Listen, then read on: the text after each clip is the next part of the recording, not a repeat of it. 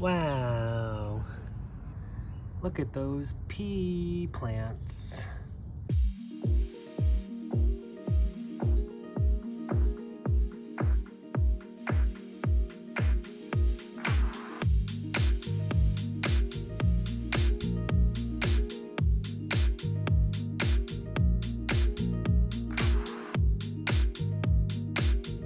They're so mature, they're practically ready for flowers, but not really. Hi everybody, Jason Sebastian, Butterfly Square Garden, welcome back. So today was a little bit warmer, I had a little bit more energy, and we were looking at our pea plants and they were just growing and getting tangled and they needed to be repotted. So I was like, look, let's just do it. I cleaned up my corner over there. That's where I get the dirt from. I kept pulling dirt from the bags off the wall, but then I remembered that I put milkweed in there. So I'm still like forgetting. I have so much stuff I don't even know what's what. But we finally put them in some dirt. I know peas like trellises, but I'm just like really lazy right now, and I think that it's better to just put them in dirt and worry about it later. And they're probably gonna start growing all over each other like they already are. So I'll just kind of put them in the dirt. And yeah, it says on the package that it'll take 60 days for peas. And it's still like kind of not snowy, but cold out. So that's why we have this, it's literally just a pop-up greenhouse, and it got humid really fast because it's cold and stuff. I put these bricks along the edges because there's really nothing holding it down. You're supposed to use like these tent spikes, but we ain't doing that right now. So just gonna close it up, and them's is peas. And peas are one of the first things to plant after the cold. It says that they can tolerate a light frost. Hopefully it won't snow anymore, but in that scenario, we have this pop-up greenhouse that's nice and tall. So I probably will put like a little trellis or something in there. But all of my spikes, they were too tall, so I'll just worry about that later.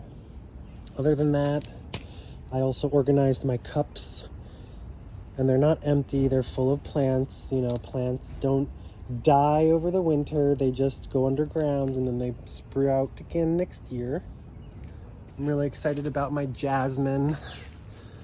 Last year my jasmines died, so these jasmines are, I think, 1 year old, or maybe even 2. This is 1 year. It was so cold that all of the vines on the wall died. And so everything on the wall is 1 year old, but I think underground is 2 or 3 years. But I just really want this whole trellis to be a beautiful smelling wall of jasmine. So I think maybe May we'll have nice jasmine. And it's growing out on the edges. I was just putting them in pots and they would grow roots. Some of the jasmine I didn't want to lose if the winter was too cold. So we have 4 jasmine plants that are growing right now. They don't grow as well inside, but we do what we can. That's where I got my moss from. My willow bonsai. And we have over here more jasmine. It's growing up. This is where we're gonna put little hummingbird feeders. This jasmine died from the cold last year. Hydrangea, honeysuckle, and another willow. Got my sage. This whole thing has like 1 million billion milkweeds. We've got the roots Those are like 4 years old, so we've got really well established roots with mature plants, and then all of the seeds, you know, this whole thing was full of seeds over there. They're growing through the lawn. So this whole backyard,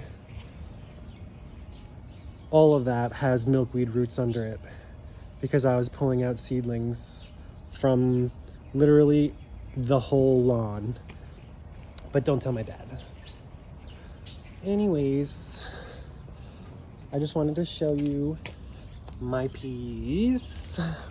Over here, this is my lotus pond that it looks like it died back and it's got leaves and stuff. I'm really hoping that it comes back.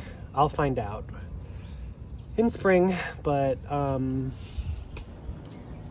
just think that lotus is really cool because the muckier, grosser, like poop you give it, that's really just good fertilizer. And you know, they talk about spirituality and lotus and how, you know, blah blah blah blah blah.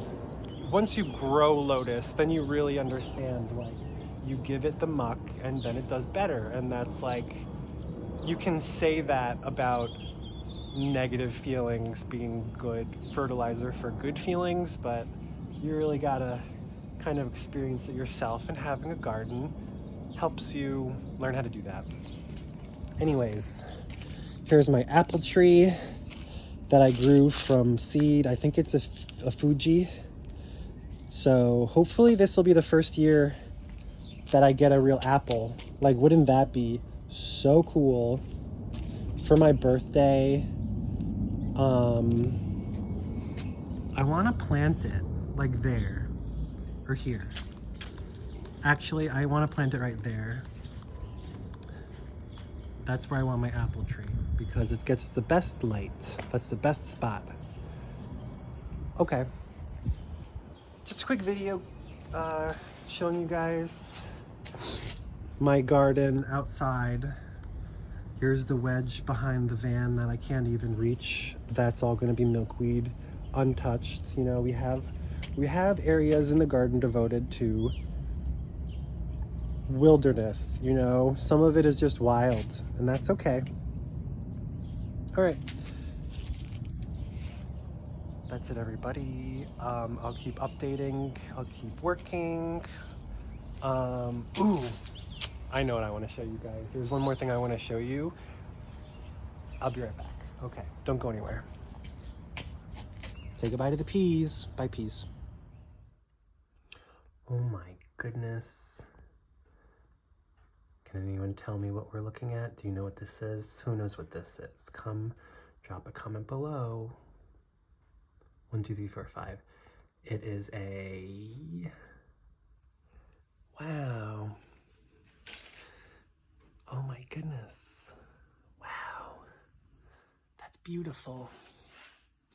It's a tomato plant, and it is about half my height. It's pretty tall. Wow. So we've got our first tomatoes. That's pretty exciting. I wanted to have tomatoes all winter long, and the tomato plant grew all winter long. And now right in the end of January, I finally have some tomatoes. Flowers, at least. We'll see what happens. And this is where I put some of my peas. They're different than it was before. This is the seedling tray. There is one more pea left, and everything else we've got some burdock. There's a pepper plant growing, and then all the little tiny ones could either be weeds, but I'm really hoping it's like peppermint. But I don't know if I planted peppermint. My willow tree bonsai. We planted a burdock. Honeysuckle. It was getting powdery mildew, so I put a little dish soap in a water bottle and I spritzed it until it was all soapy, and now it does not have powdery mildew anymore. That little plant in there is also a moss rose, I'm hoping. Speaking of moss, look at my moss box propagation chamber. It's doing really well. This is the one that we just did. That one's doing really well. The old ones have seedlings just randomly growing. That's burdock, good for my caterpillars. My terrariums up here. All my orchids and stuff. We'll get more into that later. More of my worm tea. Yeah. Here's another thing. When I was outside, I was looking on the ground and something chewed off a limb from my hydrangea. So I'm just gonna put it in here with some peat moss because it stays wet really well. And that is actually how I got this African violet, just like the baby over there. So we have lots of stuff going on. I've got another moss that we just did together. I really like this one. Just cracks in the sidewalk, but don't take too much. Anyways, I just wanted to show you guys, here's the peas. I probably will do a trellis or something, like a box, just so they can grow up. Just like my tomato plant. Say goodbye to the flowers.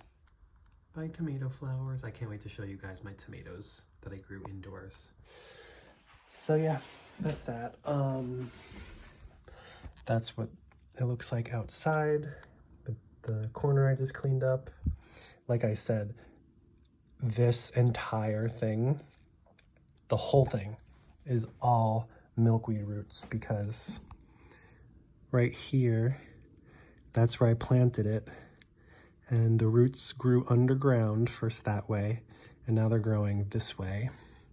And then the seeds also planted just through the wind. I didn't have to do anything. So I will be pulling cuttings out of here all summer. And that's the jasmine. I can't wait. My dream is to have the jasmine grow up here and then along the edge of the garage. And we can have stuff growing along here until the entire perimeter is covered with wood, and then we can just go up and I can have my little house that I grew out of wood, like jasmine. Like, could you just imagine living in a house that is made of jasmine flowers? It would smell so good. Not to mention the willow and the honeysuckle and all the other vines that I'm growing. So even this cactus is a vine. That's dragon fruit cactus. I really like vines. Here's my willow tree bonsai sticks. You just put them in water and they grow roots. So basically what I've learned is capitalism doesn't really make any sense because you can just take stuff from nature and then it grows all on its own.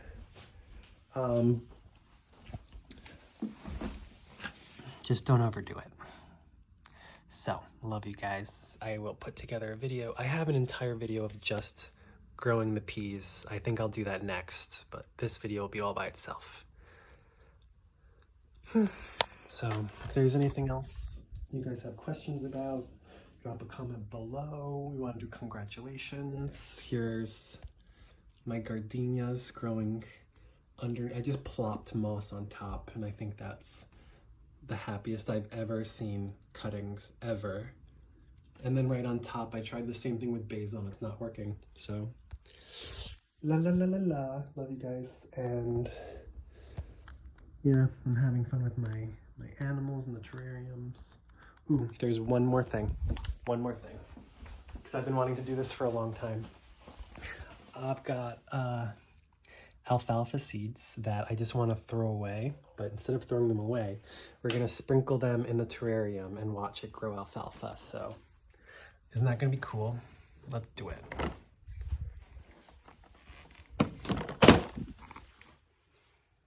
Ooh, they really like this. Yep, they really like that paper towel tube. Yep. So, how are we gonna do this? Can I rip it with one hand? Sure, that was easy. So now I'm just sprinkling the whole thing with an entire bag of alfalfa seeds. Just because, for funsies. Now let's get our little spray bottle and activate.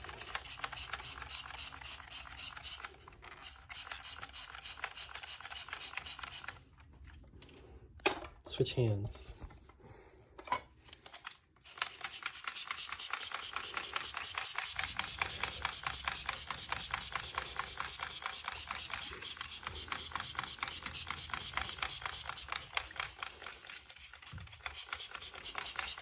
All right, I think that's pretty good. Look at all the stuff I have. I gotta clean up. So that's gonna be a fun little project to watch. But yeah. What do you guys think? Are the painted ladies going to eat the sugar snap peas? It says that they will. Do you trust the internet? I can't wait. February 1st, I'm going to order caterpillars. Okay, Butterfly Square Garden, love you guys. Bye.